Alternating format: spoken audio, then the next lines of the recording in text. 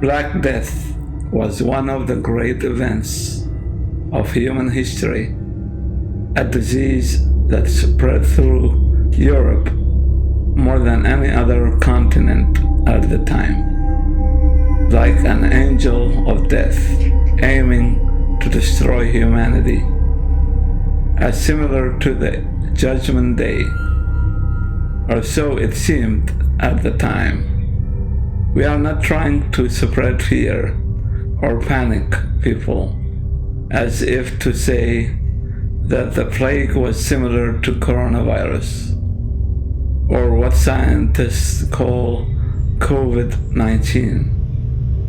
On the contrary, we are doing this because we are trying to understand ourselves better and to know the difference between facing a pandemic with a religious fervor, believing either it is a divine punishment or a trial of faith, and the way we are doing it now in modern times, with being scientific and rational. That is not to say that there is no people who still look at this pandemic as God's wrath nowadays, because that's exactly what is happening in many countries, including the United States. I hope that we all are going to learn from these episodes how human ignorance can be dangerous and a threat to his or her own safety and well-being.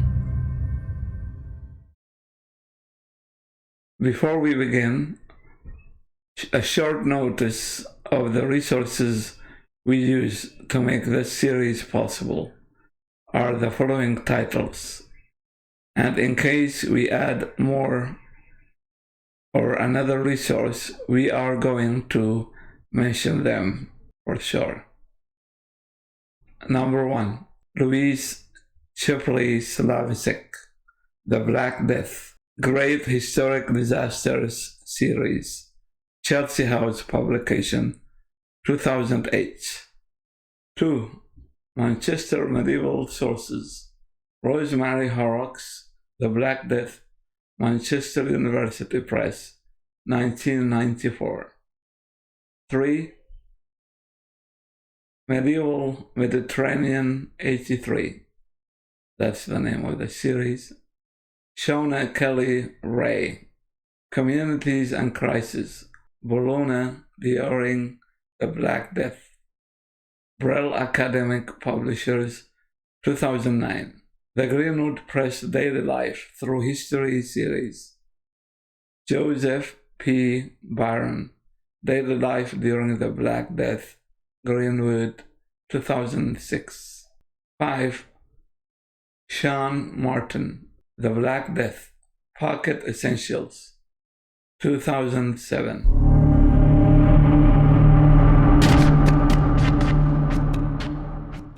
In 1346, Europe was hit by the worst natural disaster in its recorded history, the Black Death, generally believed to be a combination of bubonic plague and 2 other plague strains.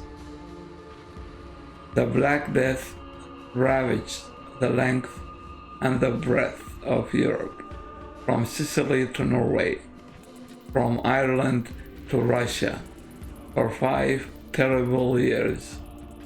Scholars can only speculate regarding how many people perished in the lethal pandemic, which also swept across parts of Western Asia and North Africa during the late 1340s and early 1350s.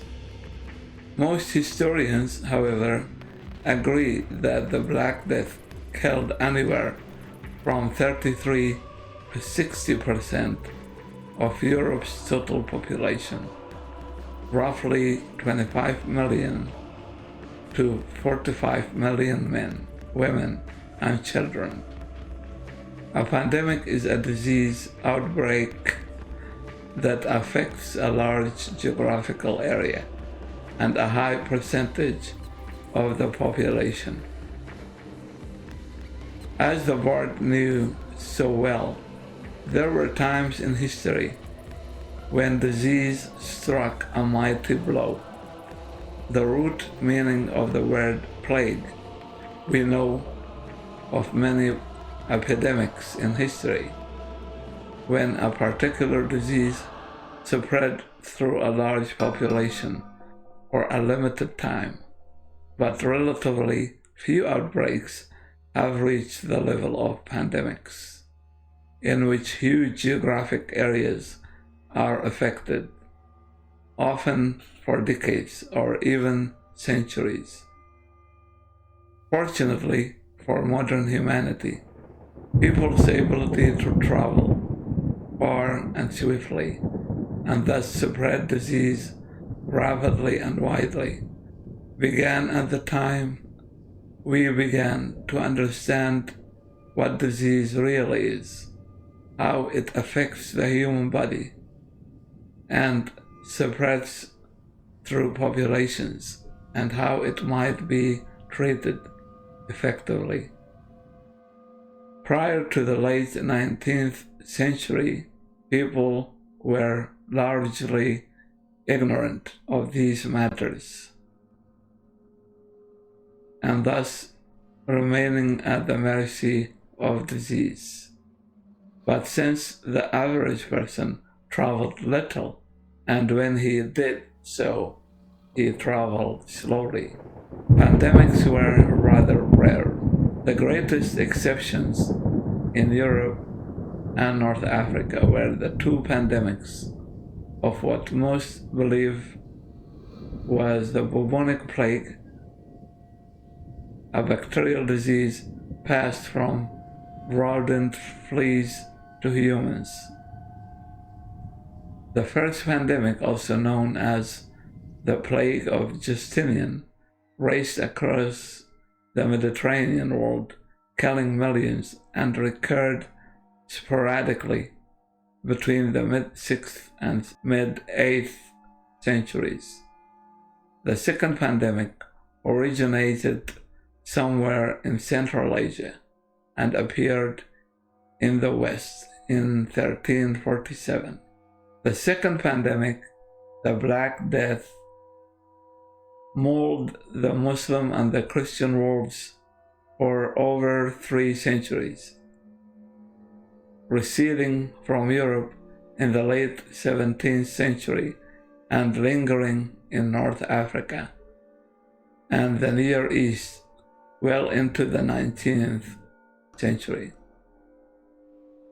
For much of this period, any given region experienced the horrors of plague about once a decade, while epidemics usually rose in the spring, raged across the summer, and waned in the fall and winter, perhaps reappearing lightly the following spring.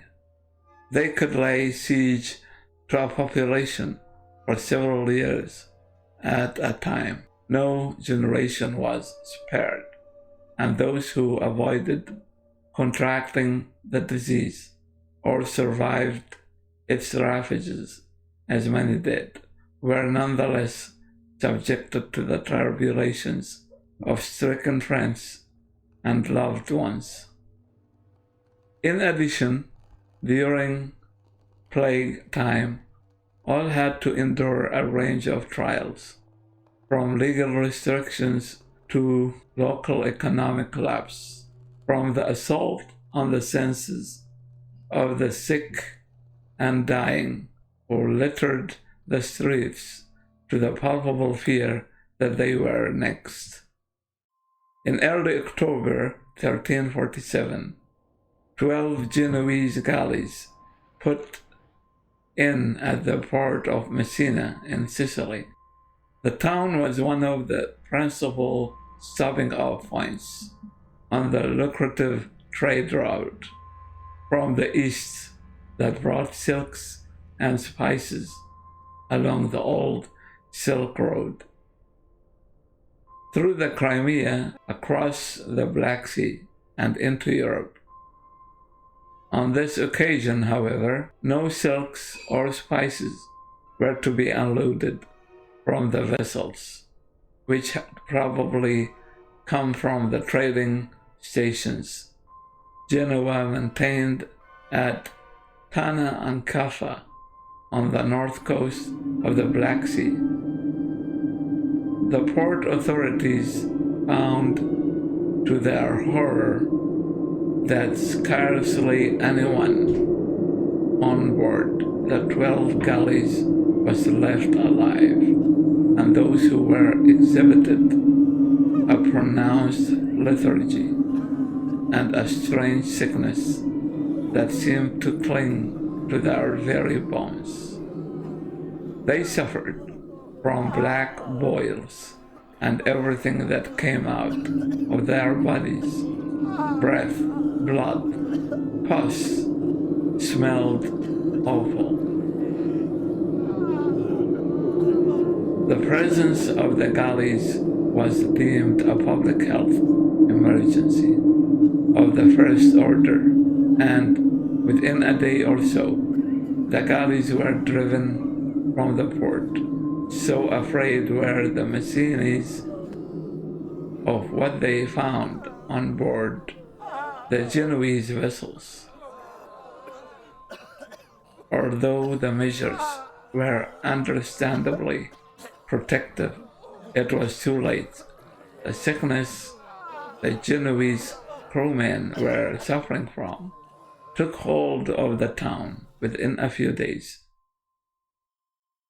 The doomed galleys drifted on, infecting all who came into contact with them. The Black Death had arrived in Europe. This was not the first time the plague had struck.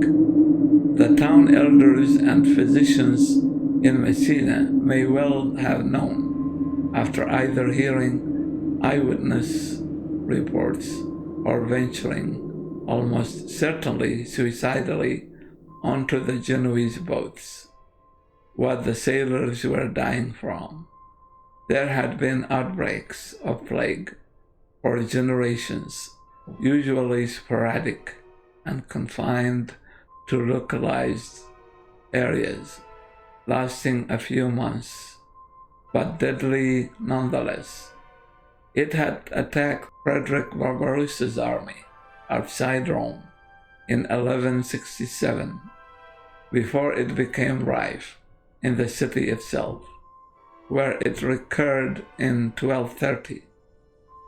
It had also attacked Florence in 1244, and the south of France and Spain in 1320 and 1333. In the poem, author Simon de Covinus, a Flemish-Belgian astronomer, labels the pandemic as the Mors Atra. Later Europeans, translators of the Covinus poem and of several 16th century Swedish and Danish chronicles that use the same term, took the phrase to mean the Black Death.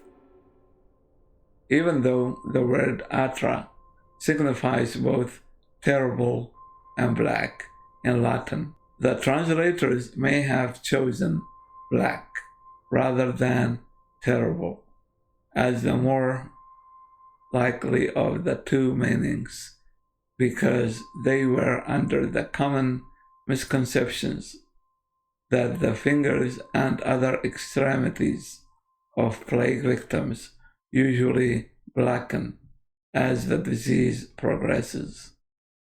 In fact, blackening of the extremities from hemorrhaging beneath the skin, heavy bleeding from ruptured blood vessels, only occurs in an extremely rare plague strain known as septicemic plague. Accurate or not, by the early 20th century, the term Black Death had become the standard name throughout much of the Western world for what may very well be the greatest medical catastrophe of all time. Please check our podcast, Bright Blue Star, with me, Suhail Bajat. You are supporting me and the podcast by sheer listening. See you in the next episode.